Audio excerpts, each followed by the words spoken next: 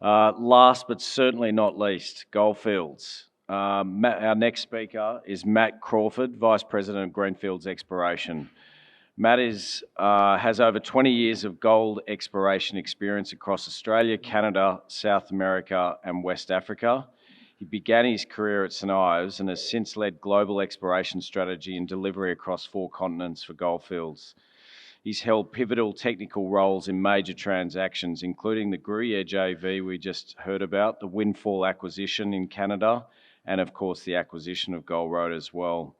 Today, he leads Goldfields' global Greenfields exploration team, driving discovery and shaping the company's future growth profile. Welcome to you, Matt. Thank you. Thank you very much. Thanks for having me.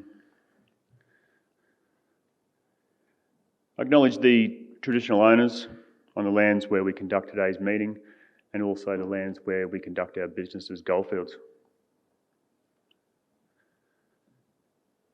Goldfields produces 1 million ounces per annum on average here in Australia.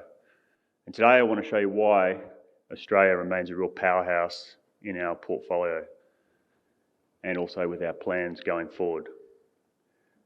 Globally, Goldfields are in the top 10 producers in the world. We deliver anywhere between 2 to 2.45 based on this year's guidance, upper guidance, across 9 operations, 4 continents. In Australia, we're in the top 3 by production, and we're doubling down. We're doubling down with the Gold Road transaction we saw from Duncan, valued at the time of announcement at 3.7 billion Australian. Elsewhere in the portfolio, we've made some bold moves. Salares Norte come online. We delivered first gold pour last year. It was 100% Greenfields discovery by Goldfields back in 2011.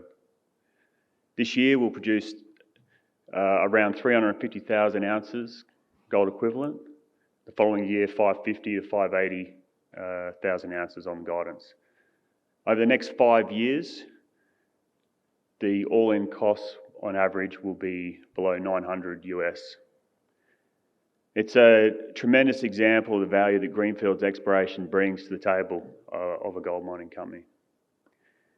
Elsewhere in the portfolio, we have Windfall, which we now own 100%. It comes with 7.4 million ounce of resource that was announced by Osisko, and the scale and the grade of that project will rival any gold development project on the planet. We also have 2,500 square kilometres of land tied up around Windfall, and we'll hit that aggressively starting this year with 25 million Canadian earmarked for exploration. An eager team ready to make the next big one, many of which were involved in the Windfall discovery or the drill out.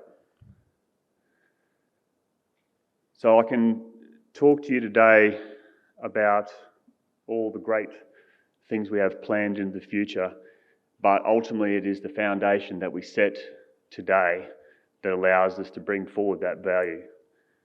And those foundations are set upon our strong environmental and social performance, albeit while we continue to deliver safe and reliable production. It's pretty simple. It's do what we said we're going to do, and these are the things that build trust. On inclusion, we've built inclusive, respectful workplaces where everybody feels safe and is valued. And on top of that, from the highest levels in the company permeating right through, there is a strong belief that more inclusive teams deliver the best results. And it's for these reasons we've been able to attract and retain 25% female representation across the company and 45% at board level, and strengthening numbers of inclusion right through the whole company. On the social front, 30% of value created goes back into our communities through jobs, services, and procurement. Tailings dam safety, 95% of our dams will meet the global standard this month. That's what I mean by building trust. Since 2018, we set some hard targets. We've invested heavily in renewables, particularly in Australia. We have targets reached like 1.6 million tonnes of carbon reduced, 25 billion litres of water saved, and now recycle 75% of our water. So a lot of these things are not new to us, particularly in Australia. We've been refining our approach over decades. And I think this summary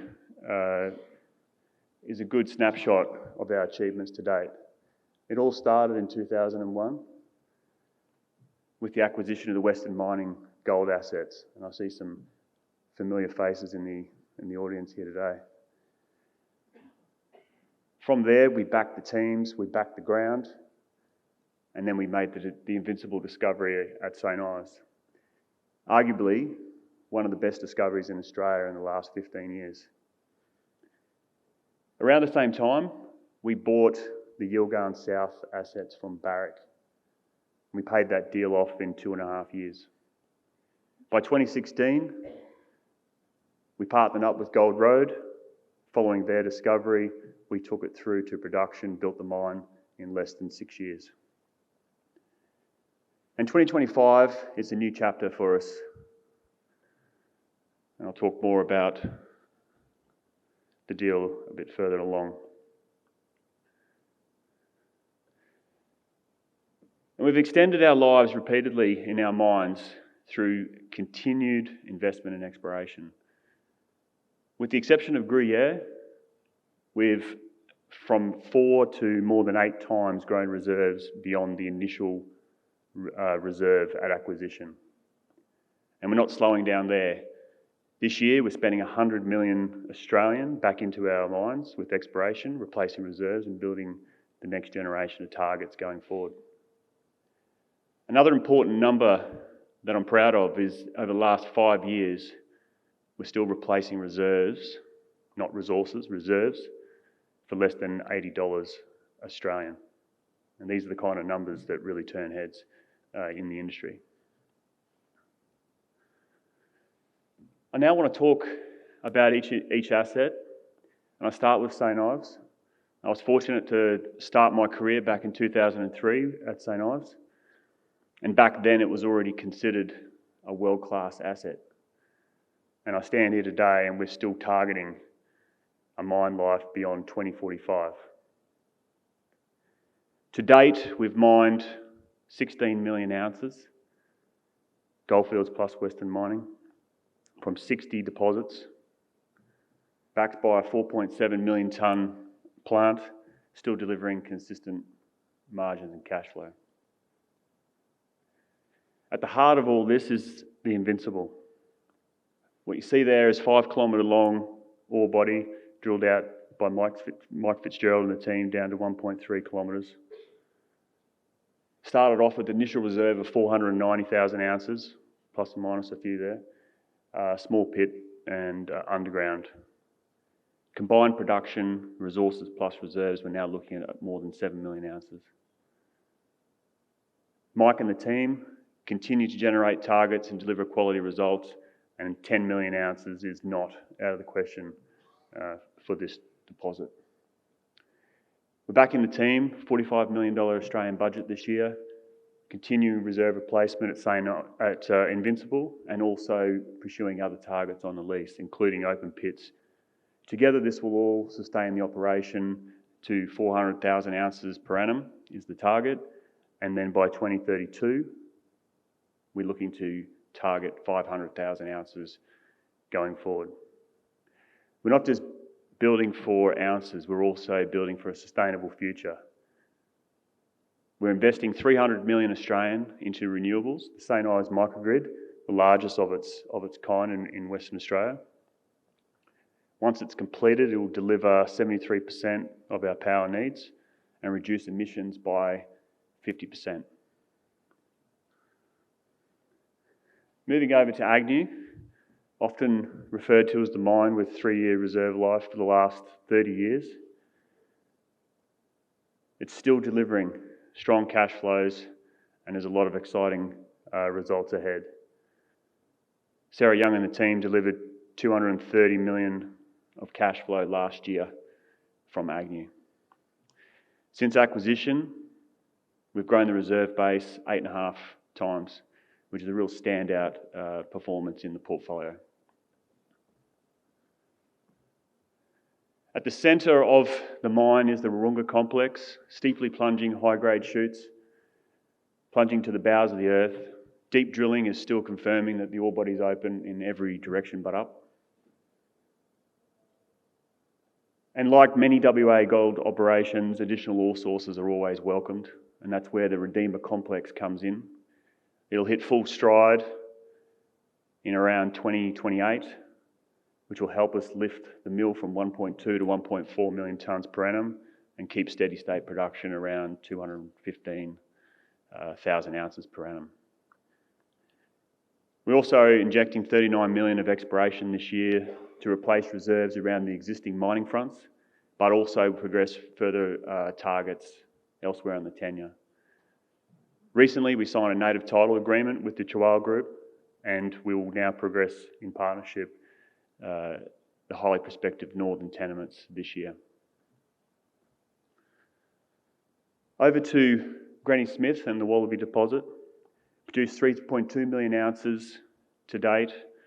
Since our acquisition in 2013, we've grown the reserve 5.5 times.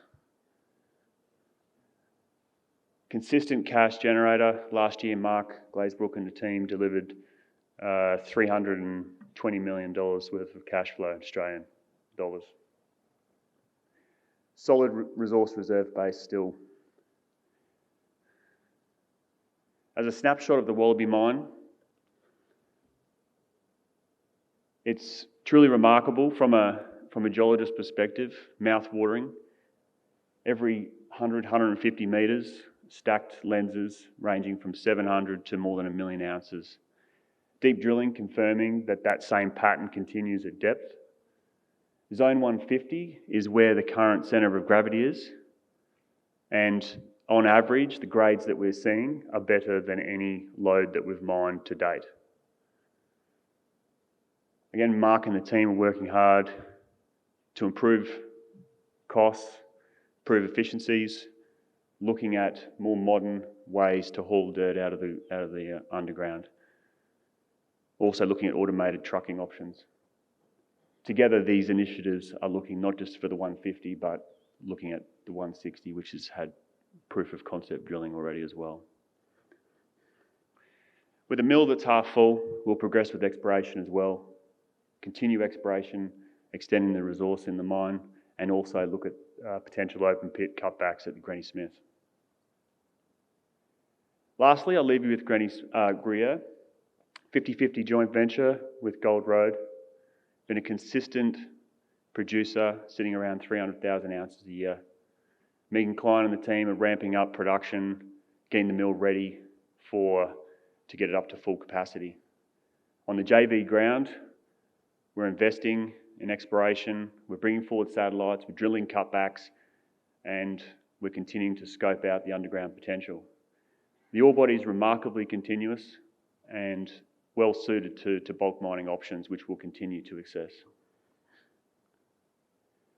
I was part of the due diligence team back in 2016 when we looked at the Gold Road Gruyere as a joint venture. And back then it was never about one deposit for us. It was always about marrying the deposit with the broader exploration package, like what we've done at St Ives and Agnew, for example. Once the deal goes through, and fingers crossed, we'll have 2,000 square kilometres of land stretching from similar distance from Kalgoorlie to Norseman, and we will continue exploring and hit that ground on day one. As an update for the Gold Road deal, May 15, we announced, and the deal is smart, low risk, and a win-win for both companies. From Goldfields' perspective, simplifies decision making, boosts cash flow straight away, and allows us full control to bring forward the long-term upside. From the Gold Road perspective, it's certainty of value now, meaning shareholders don't have to wait for exploration upside or further development options. The Gold Road board are backing the deal, key shareholders back the deal from announcement. It'll close in October, and as I said, we'll hit the ground running. Lastly, I'll leave you with Greenfields exploration. We've had a renewed push in the company, and over the last couple of years, we've built a high quality portfolio in Australia, Chile, Peru, and now more recently, Canada. These jurisdictions are already world class for gold exploration, and we'll continue our search as such.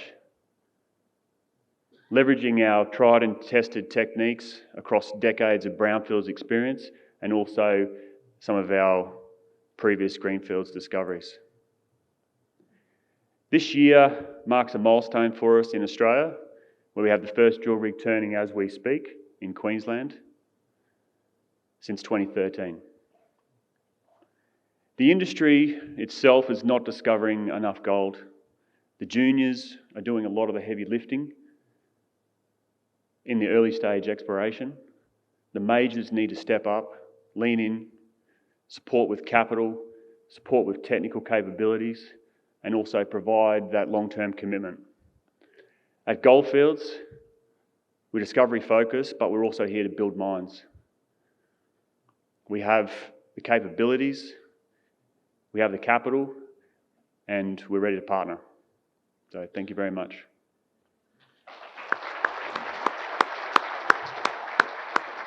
Thanks very much, Matt.